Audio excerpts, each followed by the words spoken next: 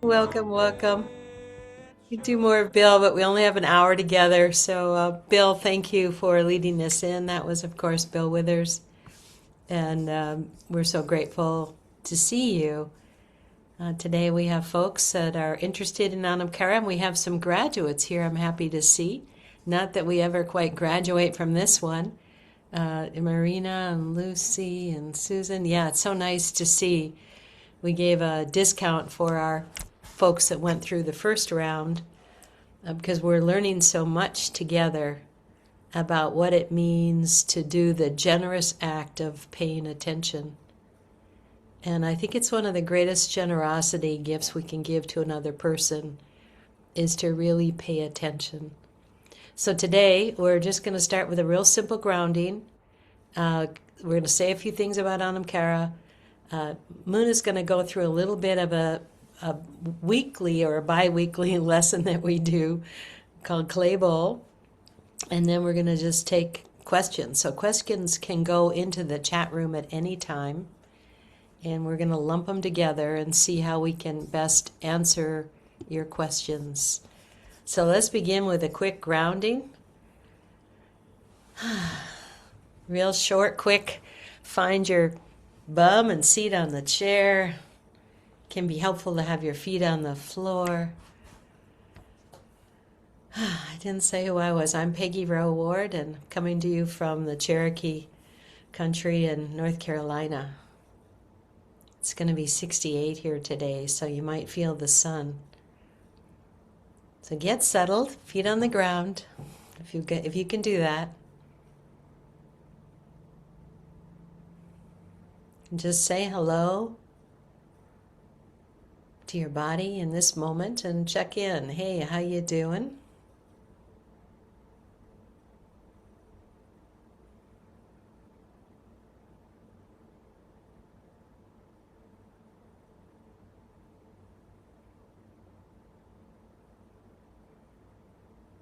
Just take a few breaths just to tune into your body and say, how am I in this moment? Just as a kind, good friend. This is Anam Cara to ourself.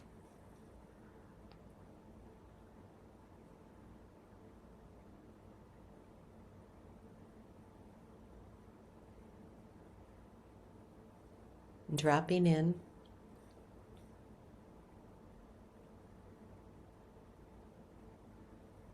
This is deep friendship, just tuning in.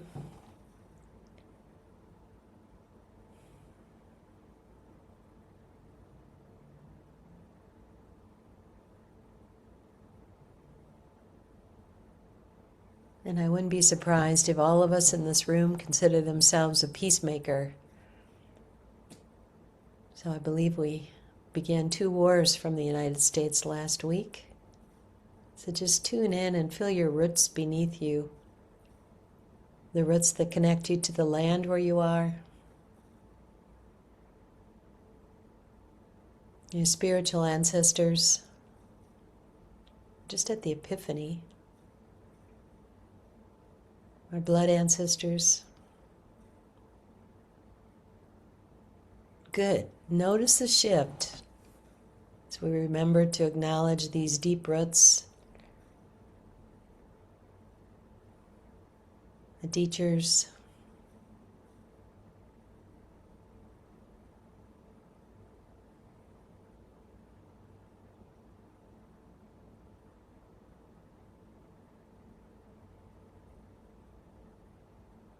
And if you need more help today, we're going to do a kid trick.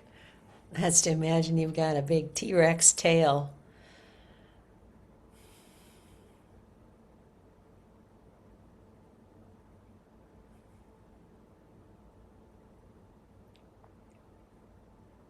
I kind of needed one today. But just notice, and here you are. Here we are together. Okay, notice what you notice with your breath. Again, not trying to change it, just noticing. Is it smooth? Is it choppy? Is it deep? Is it shallow? Just notice what you notice.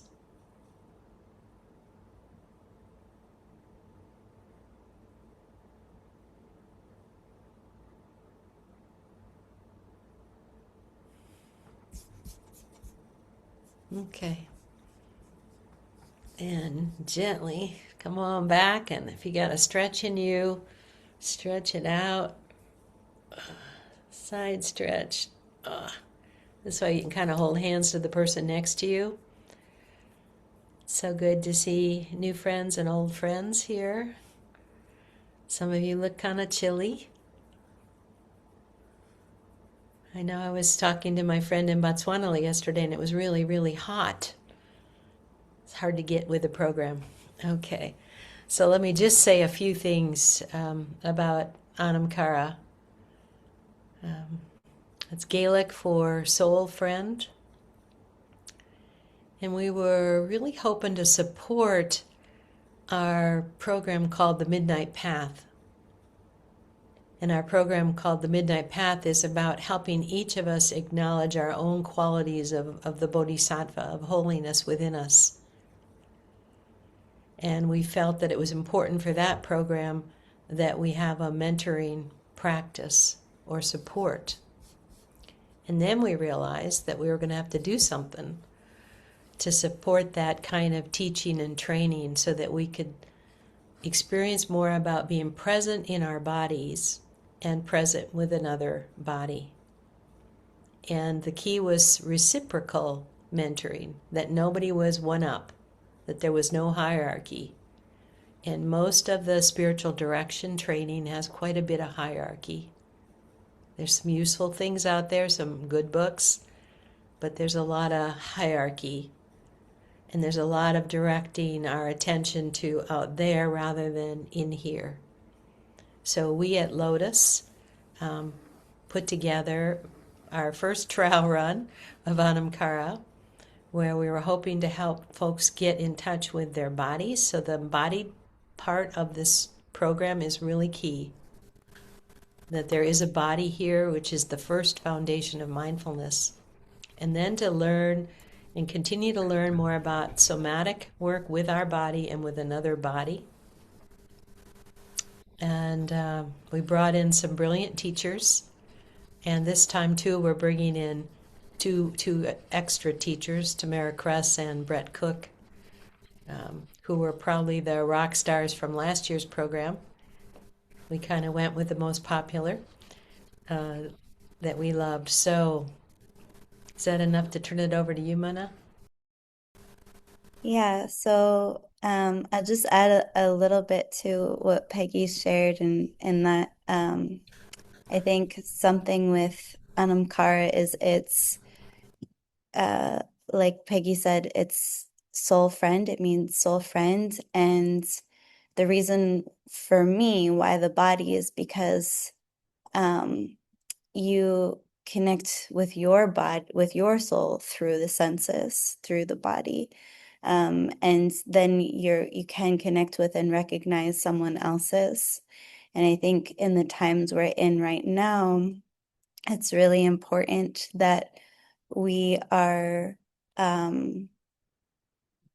learning the tools to be able to be in these reciprocal relationships with each other, in this kind of like soul friend relationship with each other.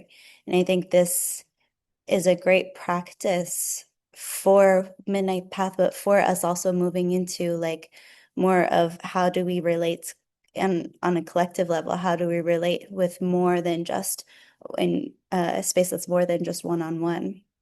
And so um, I think Anam Cara is a great teacher for that and getting to really practice, because part of what we teach is that, and is that you kind of have to be your own soul friend to be able to be someone else's soul friend. And you can't really lose sight of yourself as you're in this reciprocal mentoring. It's actually quite important. And I think in some of the things that are taught, it's to completely lose sense of yourself and to be focused on someone else, or we just have that tendency. And that's not at all what Anam Cara is about. It's all about being able to have a really clear sense of yourself as you're in this relating, because when you're connected with yourself, you can pick up on things that show up in your system, and your system is responding to someone else's, to the person in front of you. So it's really important to notice and to be in that dialogue with yourself while you're in that dialogue with someone else. So, um, I'll just share a little key things, logistic wise about the program. Um, so last session we did, or last Anam Cara, the first one, we had 6 sessions. And this time around we're doing 7. The feedback was that there were some teachings that people really wanted to expand on. And so we're creating the space to do so. And as an organization, we reflected on where we are in this time, what came from the Midnight Path program, and wanted to make sure that we're addressing some of the things that feel like they need to be addressed. So the program begins on January 20th. It's every 2 weeks. And we start with the first session is a welcome and introductions. It's kind of like, who am I? And then the second session is on February 3rd. It's the body and trauma. And we'll talk about resourcing, but we're going to talk a little bit more here about how trauma impacts the body and how that might show up in this kind of spiritual mentorship relationship. It feels really important to touch on grief too. This is something that I think a lot of people experienced in 2025 was deep wells of grief. And I also think it's something that we don't make enough time for, just individually, but also I think it's something that needs to be addressed collectively. So we're going to touch on grief and make space for it. Then we're doing something interesting this year. We're doing a like a half-day retreat style, which will be on the weekend. It'll be February 28th. And this is going to be going through the spiritual journey. And this was something that everyone said they wanted more time getting to explore the spiritual journey. And so what we'll do here is it's helping you to understand, to see your spiritual journey, but also to pull out what are your unique skills that have come from your spiritual journey. Because every person who shows up as a spiritual mentor, they have their own unique skills that they can bring forward. And I think sometimes we just, again, lose sight of it, think that it needs to look a certain way, and don't actually have that time to reflect on our own experiences that can help to inform. So we're going to give more time for this. And then our 5th session will be on March 3rd, which is about wise attention and deep listening. So giving us the time to do that, to learn what deep listening is, what that looks like. And then the 6th session is the art of holding sacred space. So what does it look like to hold this space as a spiritual mentor? And we'll go into that a bit deeper. And then finally, that'll be March 17th, sorry. And then finally, walking each other home, which will be March 31st. And so this is bringing it all together, weaving it all together, and making space for us to be, to answer any questions. There's a couple of key things that I want to note is something that we are going to continue with Anam Cara this year is having a buddy.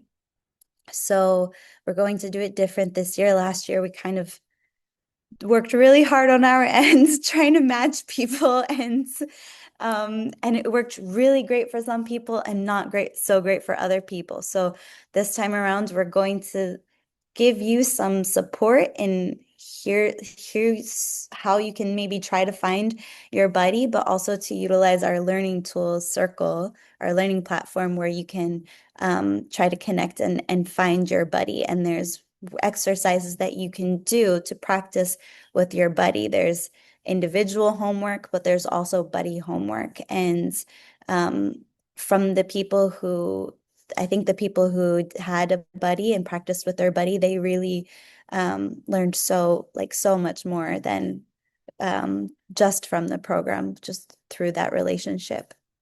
So that's a key aspect. Um, and and we have, yeah, this learning platform as well that we'll be utilizing for the course.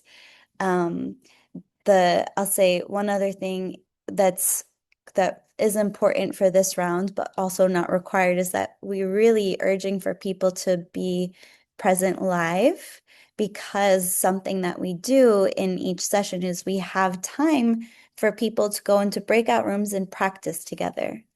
So basically, we go through a grounding, a teaching, and then an opportunity to practice whatever was taught that day. Um, so it's really quite nice, and there's so many aha moments that happen in those breakout rooms. So we know that the time is a bit difficult, and it's not possible maybe to attend every single one live, and it is something that we do suggest. Um, Let me see. I think those are main things. Anything from anything you want to add there, Peggy? I think the only thing I'd add is that we've used the word talk a lot, but it's very experiential. So anything that we're going to go over, we're going to have modeling and we're going to have practice. And so the whole design is experiential. The talk piece is usually in the first half of the session. So we always begin with a meditation and a grounding. We check in on homework, and then we have it'll be Muna, myself, Brett, and Tamara that are the key teachers this time. A break, and then we come together and we have an experiential piece based on whatever we taught. Again, I think the one thing is we definitely felt we had to add grief, because that is, we're looking at our collective soup. I think last year there was more fear up in the collective soup. I think that's still there, but there's a lot more grief that we're aware of as we work in community. So I think that's it. We're going to do clay bowl or? I just want to answer this question that came in really quick. Would it be appropriate for us to find another person outside of the program to practice what we're learning?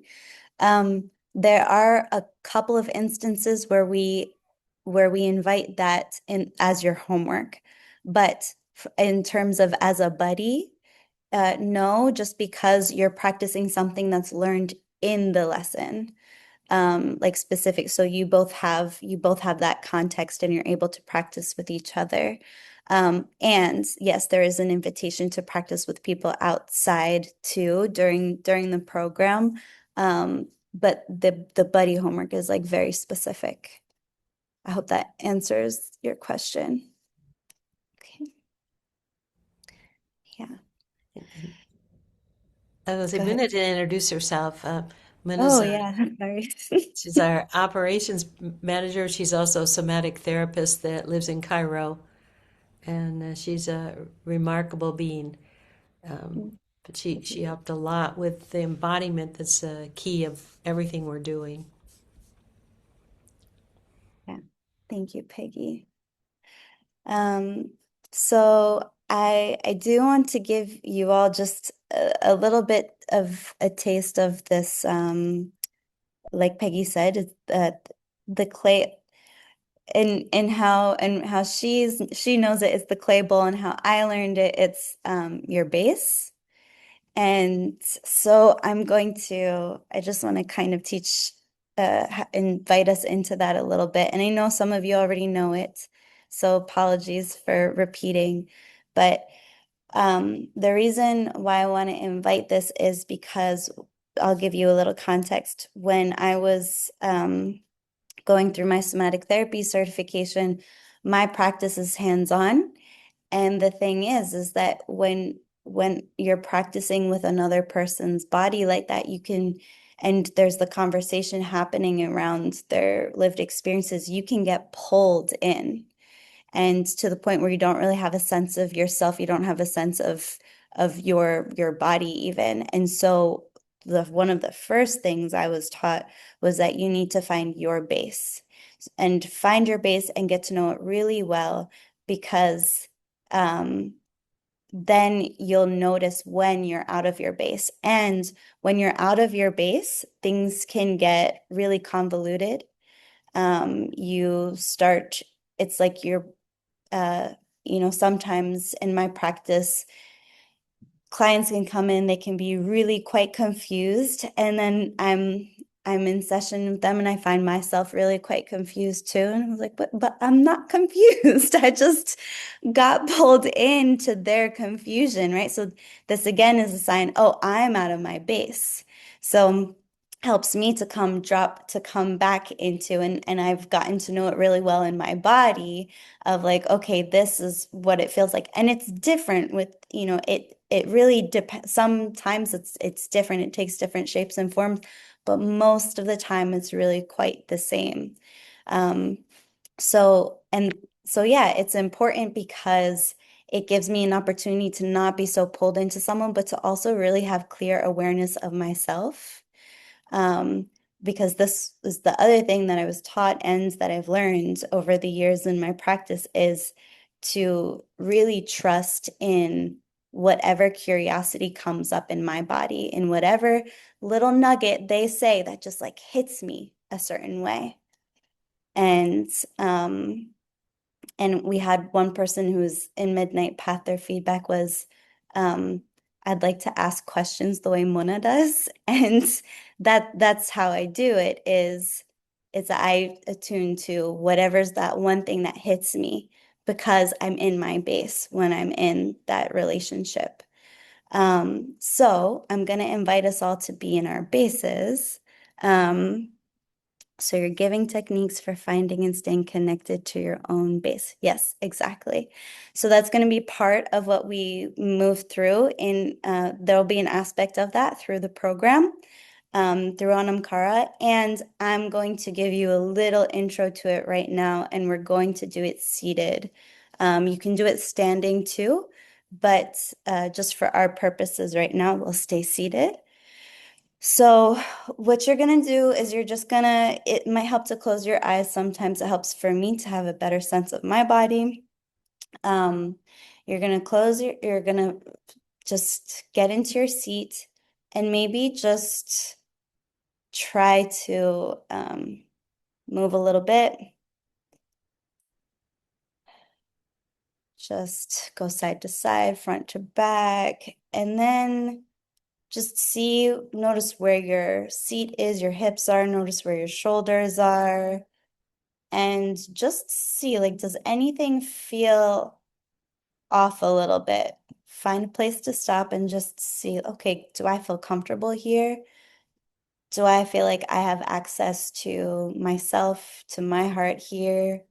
Do I feel like I'm open to connection in this position?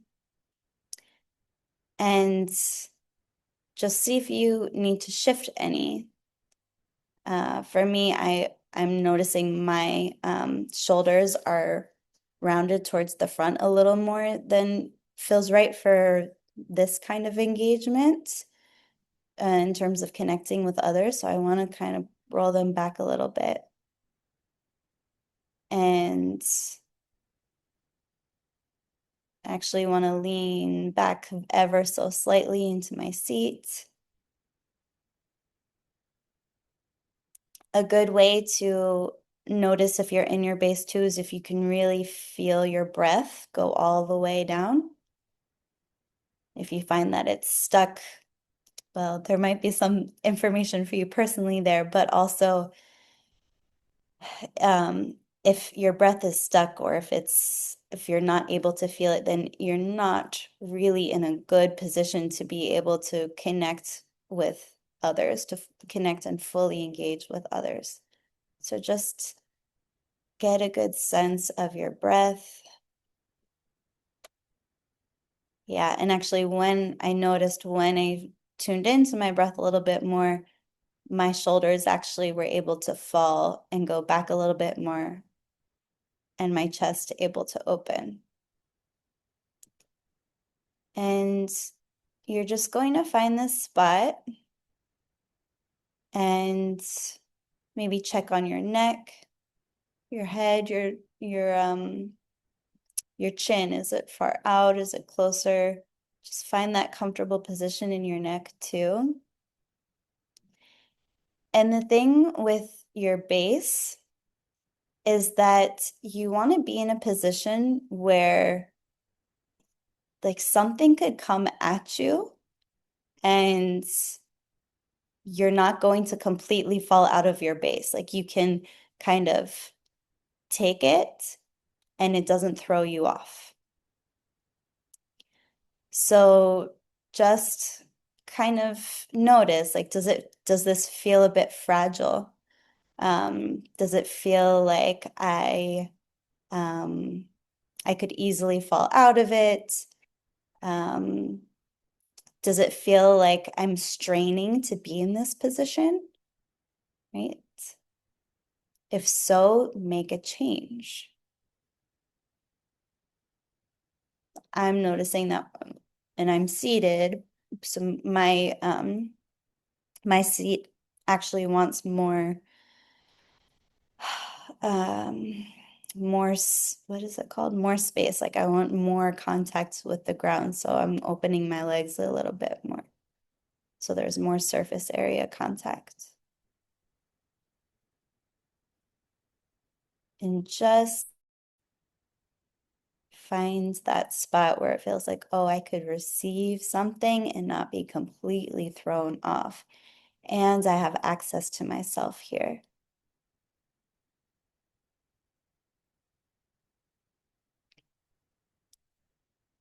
And I want to invite you, and maybe I'll ask Peggy, maybe you can engage with me in this quickly.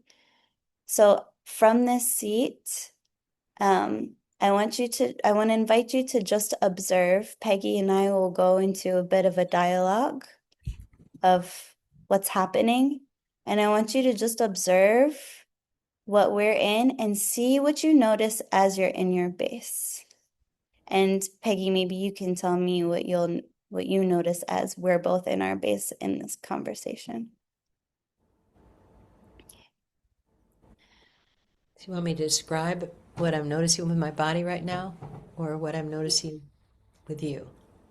Not sure. Yeah, what you're noticing in your body right now. Pelvis bowl is really level. Um, when you needed to get more contact with the chair, that really helped me feel more contact with the chair. Um, yeah, I'm still not, my shoulders are not quite settled. Yeah. That's why I'm, What's yeah. happening with your shoulders, Peggy? I just had a surgical procedure, so I'm still on guard. So I'm letting my body know that I'm safe. And I noticed I took a deeper breath just saying that to myself. Mhm. Okay.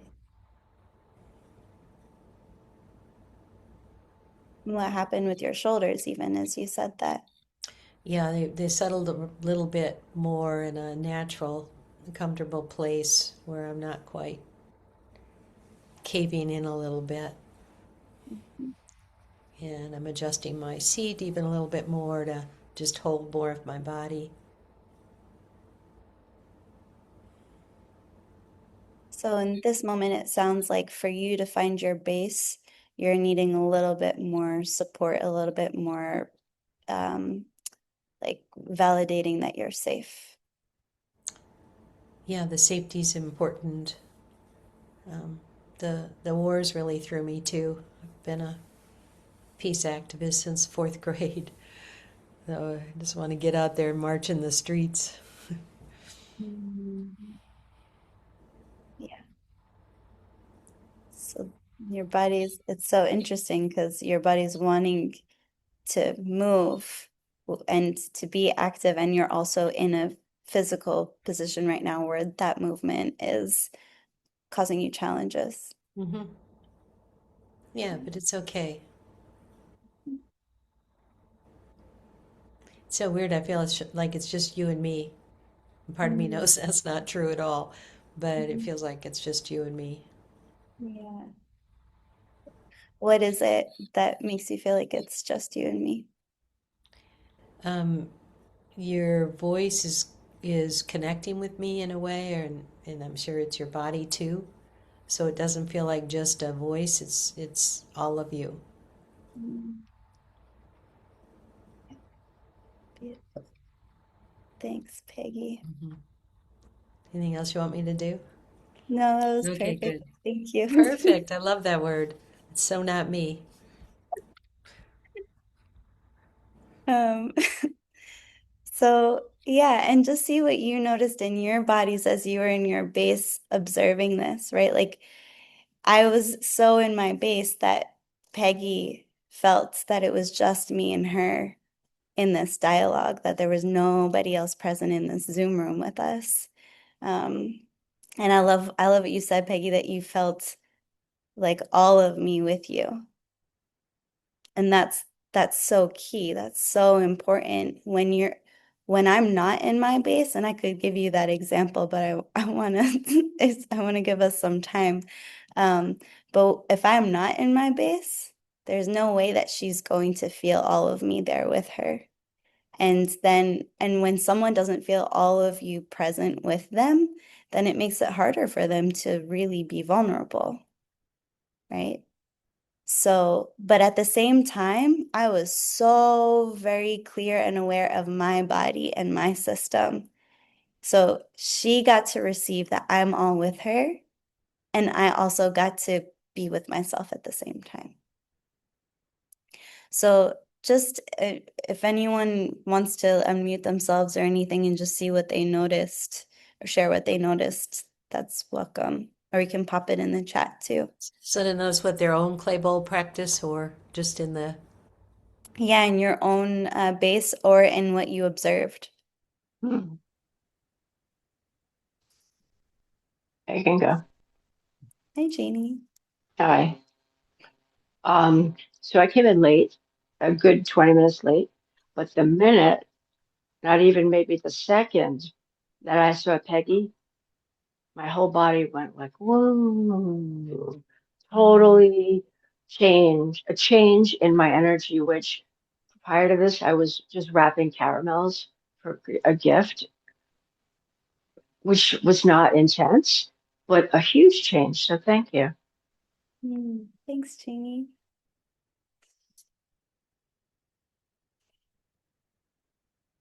I noticed that when Peggy said her pelvic bowl wasn't level, it helped my own awareness. I also noticed that my heart rate elevated when I heard of the surgery. Right. So and that's the thing, that's why it's nice to share what your experience is because it helps other people. And so, and I think that's something like, especially in the therapy world, right? Western therapists, they teach you not to share your own experience, but see how it helped in that situation. Um, and that, like, when hearing about the surgery, your heart rate elevated. So that tells you that maybe there's a curiosity there. There's something that activated in you that maybe you want to take that path in asking questions about, right? So you trust what's happening in your own body, how your body responds to things. Thank you, Elle. I don't know if it's Elle or Ellie. Thank you.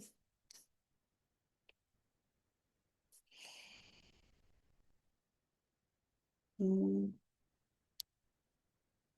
Hi, Tashi. Yes, Christine. Thank you, Peggy, Tasha, and everyone. Mona, thank you. This has already been extremely valuable. Um, I, when I begin meditating, I'm choppy. Um, I, I don't meditate at first smoothly at all, and I think that reminder is to. I started high, and went all the way down through the dantian. And I I immediately landed in my seat. It was like off and on and shaky and up and down because I'm dealing with a number of things with my organization that have a lot to do with grief right now. And so those things were kind of knocking me off my seat. And I thought the best way to serve is to, again, go to your core, go to your spot, go to your base. And I think that's really important. And I think the second thing was to talk about vulnerability. Um, People are not going to open up to you unless they feel exactly what Peggy said. She felt you were totally present, that you were all in listening to her. And you didn't just listen to her words, but you listened to her body and everything that she was trying to express to you. And your questioning back was very effective, um, to go deeper. And that's what we have to do in relationships, I guess. So I thank you very much. That was extremely valuable. I'll see Chris bowing out. Thank you, Christine. Thank you. And I just want to read a question in the chat and then we'll go to Laura. I have a very hard time sitting still and a hard time meditating. I am wondering if I should sign up for an experience that is more intro, or is this appropriate for me? And okay, I was going to see if Peggy, if you wanted to respond to that question. Did you hear it? I did.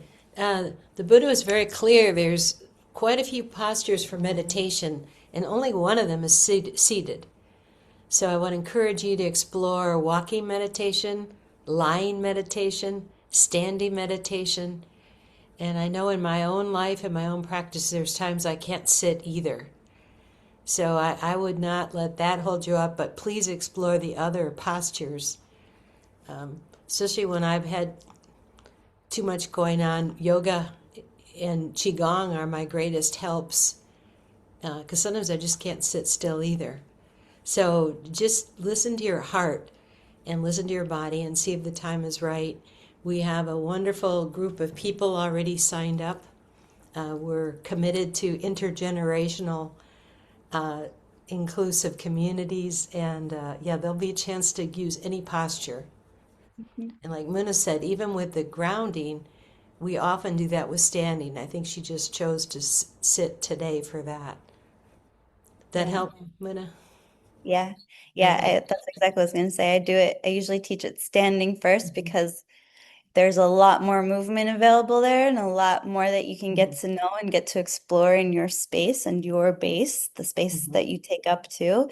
So that it's actually fun to explore it standing. And then you get to, yeah, there's just a lot of movement availability there. Okay, Laura. Yeah, thank you. I'm sort of not sure how I really want to phrase this, but I have training in another listening technique that I don't, you may or may not have heard of it, focusing. Are you Mm-hmm. familiar with that? Yes. So, and there's actually a lot more steps, I guess I wouldn't, and of course you only had a few minutes, but I'm just wondering what sort of caution or is there reasons why I wouldn't bring those skills into the process that you're talking about? Yeah, I think it's wonderful that you have that background. That was probably some of my earliest work with Gendlin, and the wonderful, useful things. And that information has gone into any of the really good trauma trainings and mindfulness-based trauma training. They've built on those teachings.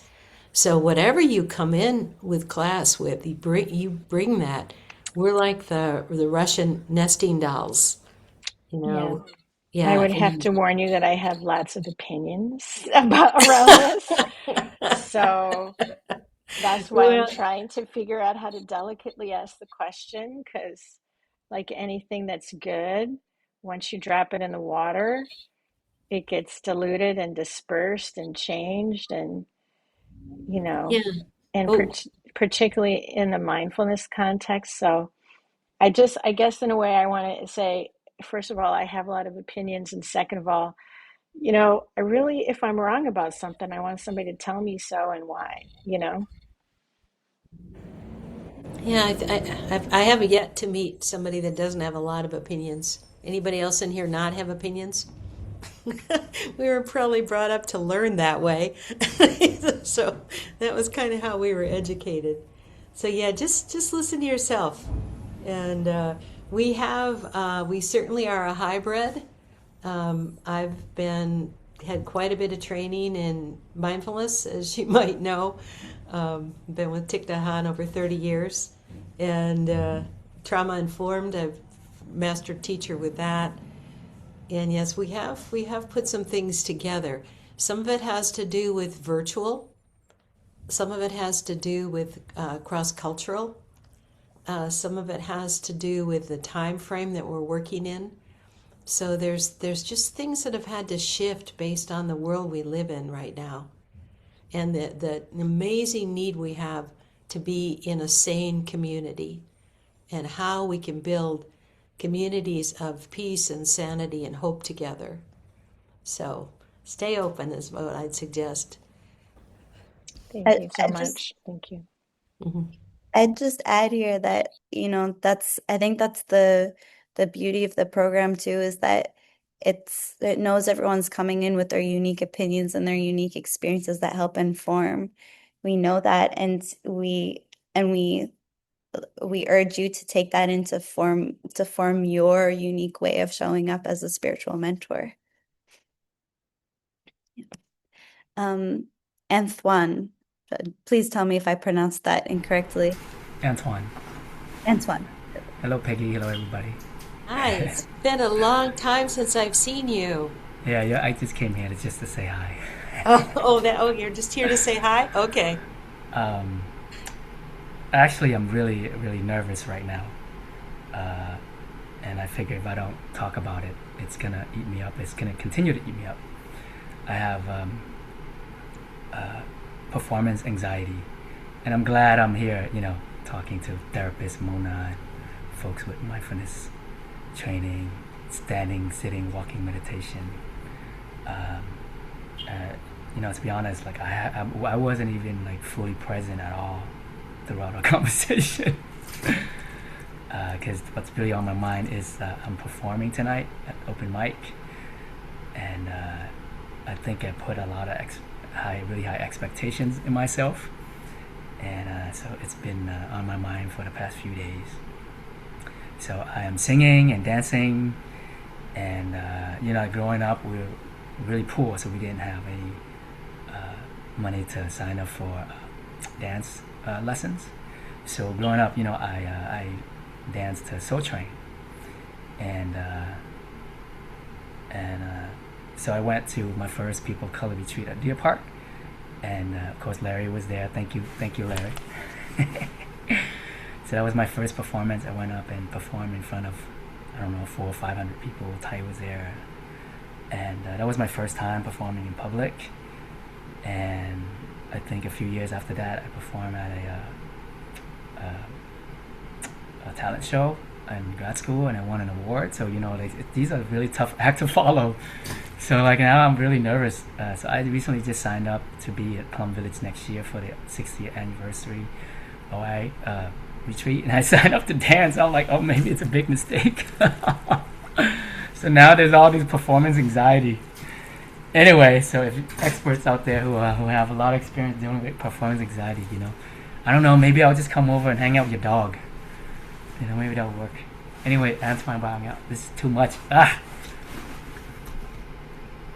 Mooney might have something to say, but first of all, the dog is here right now because he's got cat anxiety, and there's a sneaky cat that comes and kind of teases him. So we had to have a discussion again. I had to agree with him that the cat was sneaky, right? So for you, the number one greatest fear in our culture is being in front of a group like that. So just notice that. That's part of our cultural soup. We've all got that one. Just notice that, and just notice where in your body you have the sensations from that time at that first People of Color retreat. And you might recall in your body the sensations of being so well loved and received at that People of Color retreat, with Ty there and Larry there and so many of our friends there. Just notice what you notice as you just touch that. This is like a positive memory capsule. This is a positive memory that you can touch like with a white feather, like the most beautiful feather. And take a breath, take a breath, take a breath. You're not breathing. Breathe, breathe, breathe. Ah, and let it out. Yeah. Just notice what you notice. Anything good, hang on to. Anything not so good, let it go. Because you got this, Anton. You've got this. Yeah, and one of the things I love about the Vietnamese culture is I know it. We used to have to, in the early days of Plum Village, all do something after dinner. We all had to sing, or often the Vietnamese culture is about singing a poem. You don't read a poem. You sing the poem. And so we used to have to sing after supper in the hot Hamlets when we stayed there. And I also remember when Larry and I were married at Plum Village, there's a monastic that had the most difficult singing voice you've ever heard. And everybody loved him so much. And he loved getting to sing for the community because he brought so much joy. And he was a great teacher to me, this person that would have this amazingly bad voice. You had to laugh because he would always be the first with his hand up. Anybody want to sing? And he'd have his hand up, and everybody just start laughing right away. So know what joy you can bring, even if it's not perfect. Even if it's not perfect. How's that? What do you notice inside of you right now? Honestly, I would rather just go up and put in the bare minimum so no one would notice me.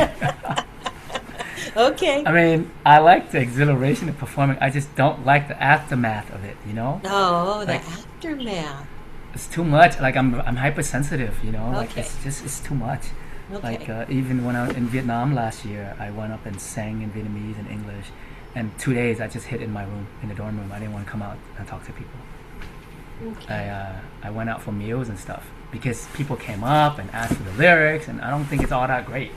And the monastics came up and asked for my lyrics. It's just too much. Even after my performance dance, I won an award, and I went to the front door, and there were a lot of people that came up and congratulated me, and then I went back into the auditorium and just took the back door home. Yeah. Yeah, so What I'm hearing is that you're taking care of yourself, and you recognize it brings up a lot for you, and that afterwards you have to really take care of yourself. And you take care of yourself also by eating, so that you do eat the meals. And yeah. But it sounds like you need somebody like this guy close to you. Hopefully you got a friend that can be a temple guardian for you. Minna, anything you want to say? We got to get back to questions, but you want to? I was just gonna say, to just keep acknowledging, Antoine, that you have this fear, this anxiety that's coming up, and to just see if you were able to notice where it was in your body, like Peggy guided you to, see what it needs, and just give it tenderness, like just the acknowledgement of I know you're scared, and no matter what happens, I love you through it. Whatever feels good for you to say to it, something that feels true, but just to give yourself that kindness of acknowledgement and that kindness that you're there listening. And I would say to plan something that's really nourishing for you when Yeah, you're done. exactly. Hmm. Yeah, might let a Yeah. friend know um, what you're going to need. Um, Hmm. like I had my right eye done, cataract surgery, and I've got one of my guardians in the room right now, and I think the second one's in the room for Saturday. And yeah, they they were there, coming and going, and checking in on the next day. And same's true for whatever. For me, that is a huge performance anxiety, having having a surgical intervention. And yeah, but have someone there for you. Yeah. But what I Okay. hear you doing though is you're not giving up on the joy. So love that part of you. Love that part of you. And with the cataracts, 94% of the people have no problems. So what I've been celebrating is for the first time in my life, I've really wanted to be normal. I have never wanted to be normal. But this is like, okay, I'm going to be normal. I've had such fun with myself with that, remembering how I've spent a lifetime not being normal. Let's be normal. Okay, any other questions? I know we're hitting close to an hour.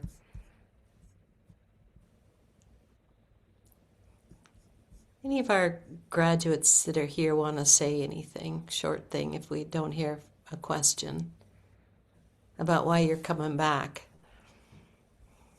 Loretta. There's a hand from Loretta. I'm sorry. Cat's back. I'm going to mute myself. Good morning. I'm Loretta. I live in Arizona. Really happy to be here today. I just wanted to say, in all of the discourse and sharing that has gone on, the thing that I most noticed was when it was mentioned that you, Peggy, who I'm really happy to be in the same Zoom room with you, and all of you, Mona and everyone, I've been following along with you on Zoom for a while. But the thing that really moved me was when it was mentioned that you, Peggy, had had surgery recently on your shoulder. And I was thinking of a family member of mine who has had knee surgery recently. And he's 50 years old and really trying to do the right things, physical therapy. But my mind switched from this group and what is Anam Cara about to my son. And I just clicked into doing Tonglen for my son. And so the name of this group is Anam Cara, and that is what I want to learn about. So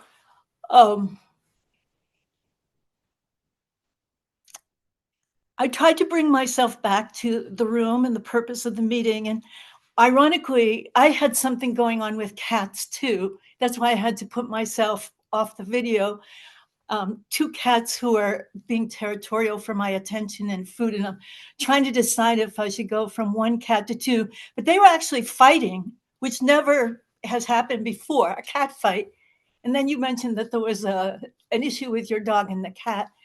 But the main point I want to make is I had a true, really beautiful expression of my love for my family member, really a heart connection. So is that what you'd say is sort of what we're aiming for in this program, Anam Cara? And would you say again what Anam Cara means? Minnie, you want to go for that one? Yeah. Thank you, Loretta. Thank you so much. Pleasure. Thank you. And I got the cat back, so Minnie, I'm going to mute myself again. So Anam Cara means soul friend in Gaelic.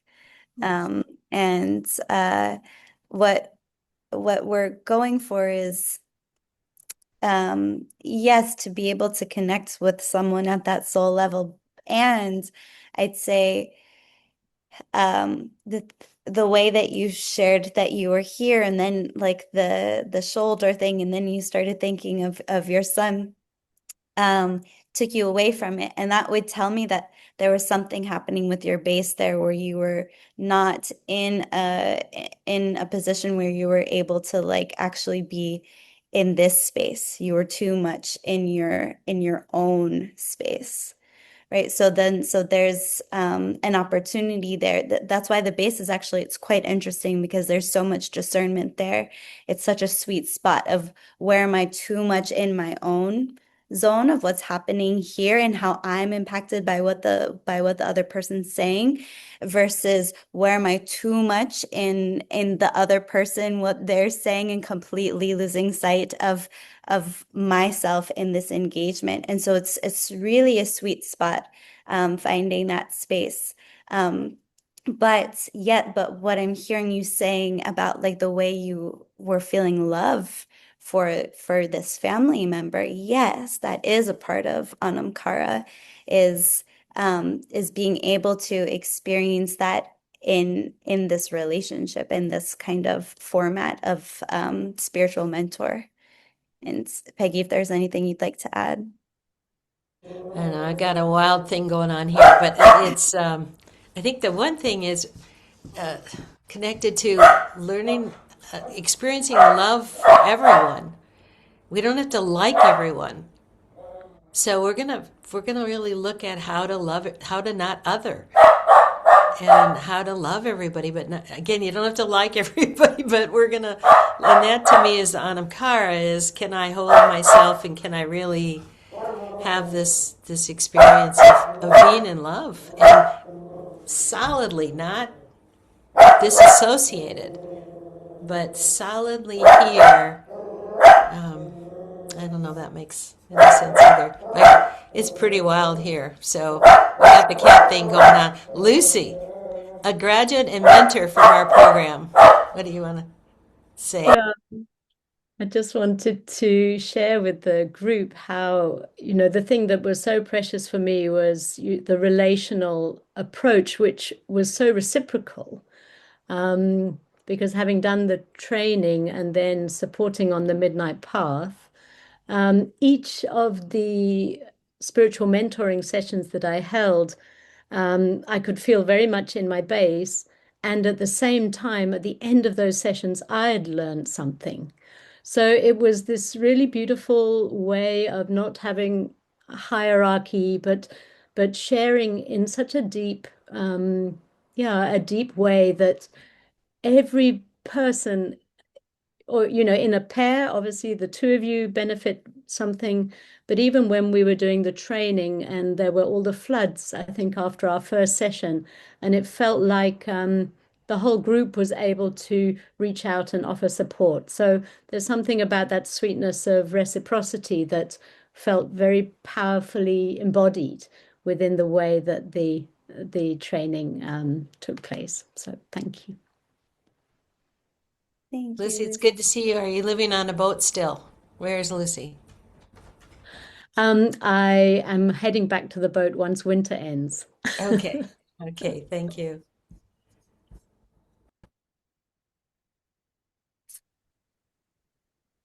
Okay. Anything All else right. in the chat room? No.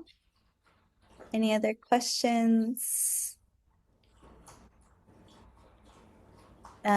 Yes, Bruce, there is a recording that will be accessed that we will send out to all who are registered. What time will the session occur each week? I'm sorry, I am like really mixed up with time zones, so let me just double check. We've got 3 different time zones with Lotus staff, and so it's a hard time, or it's a bit hard for me to remember I what it is. believe it's 11 East Coast. Is that correct? Let's Okay. see if I'm looking for it to make sure, but Yeah. So I asked her to double check on anything because I don't see so well right now, and I've always been number dyslexic. yeah, So, yeah, we've got Pacific 11 a.m. Coast, Mountain Eastern Coast, yeah, to 1:30 p.m. Eastern. There we yeah. go. And I wanted to encourage the being able to attend, and we also know that we're adult learners, and so we know that none of us are captive and our lives aren't simple. So we understand that you can't attend every test session, but the encouragement is to do so because we're going to be building with the practice each time. And we had a remarkable group of people. Some of them are still here from the last time, and it was I loved it myself. Luna, I think you did too. So that's always a good sign. We wanted to do some things different, but we also felt really good about what we offered. We had some grant money that supported this, so we were able to scholarship. We got less grant money from one of the grantors for scholarships this time around. We still got some, and we're so grateful for the Lens Foundation, Himera Foundation. Am I forgetting anybody? I think I'm forgetting one of them. And Lens, Himera, and Bess. Best Family Foundation. And I just put it in the chat, but if you are interested in joining us, we're giving all who registered today a 10% discount code. So the code is AC10. And then if you would like to join, I'm going to pop the link in there too, so you can just have this this link available, but we'll also send out an email. And if you have questions, feel free to send an email out to support at is our email, support at the, I'll put that in here as well. Support at the lotusinstitute.org. And we're happy to continue to answer questions. We're going to be closing registration a week before it starts, so on the 13th. Yeah, and Elle, you can send a note about that, Elle, and we can take care of that. Okay. Thank you all for Thanks your for, time. for coming, and blessings of the new year to us all. And wherever you are, I hope you're finding there's community where you can feel safe and create safety with, and to practice love. And I think that there's nothing more important right now than love. So that's what we're going to be about. So thanks for showing up. Nice seeing new friends, old friends.